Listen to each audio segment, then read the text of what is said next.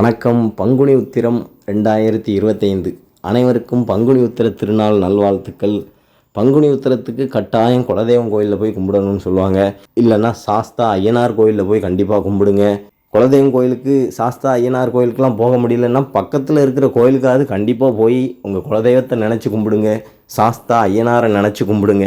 நாங்கள் உவரி அருள்மிகு சுயம்பலிங்க சுவாமி திருக்கோயிலுக்கு போயிட்டு வந்தோம். வன்னியடி சாஸ்தா கோயிலுக்கு போயிட்டு வந்தோம். அடுத்தடுத்து இன்னும் ஒரு சில கோயில்களுக்கெல்லாம் போகணும்னு நினச்சிருக்கிறோம். அந்த பங்குனி உத்திர திருநாளில் குலதெய்வங்களுடைய அருளை பரிபூர்ணமாக பெறலாம். சாஸ்தா ஐயனார் சுவாமியுடைய அருளை பரிபூர்ணமாக பெறலாம்பாங்க.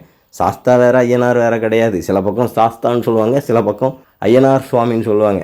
ரெண்டுமே ஒன்று தான். ஐயப்பனும் ஒன்று தான், எல்லாமே ஒன்று தான்பாங்க. அதனால் உங்களுக்கு பக்கத்தில் ஐயப்ப சுவாமி கோயில் இருக்குதுன்னா அங்கேயும் போய் கும்பிடுங்க.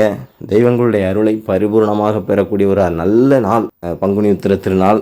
அந்த நாளில் தெய்வங்களை வணங்கி தெய்வங்களுடைய அருளை பரிபூர்ணமாக பெறுவோம்.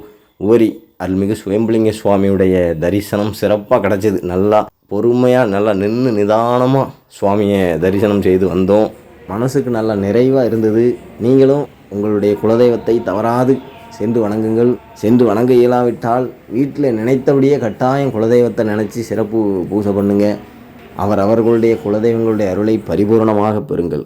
நன்றி, வணக்கம். இனிய தமிழோடு உங்கள் சிவா.